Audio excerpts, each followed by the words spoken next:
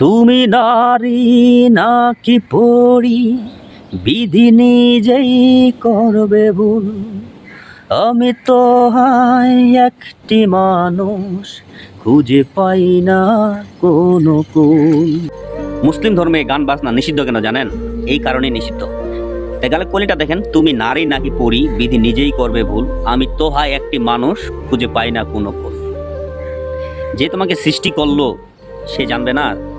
হ্যাঁ, সে কি জানে না তুমি নারী নাকি পরী না পুরুষ না হিজড়া বা তৃতীয় লিঙ্গ?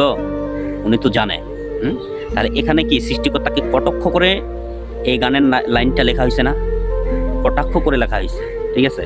তাই এই জন্যই যে এটা কিন্তু কোনো প্রকারেই সমীচীন নয়, কোনো প্রকারেই সমীচীন নয়, এটা মানা যাবে না।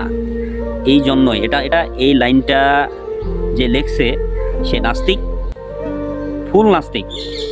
এই লাইনটা যে গাবে তার ইমান আমলও চলে যাবে, বুঝছেন? তাহলে এই জন্যই মূলত ইসলাম ধর্মে গান বাজনা নিষিদ্ধ।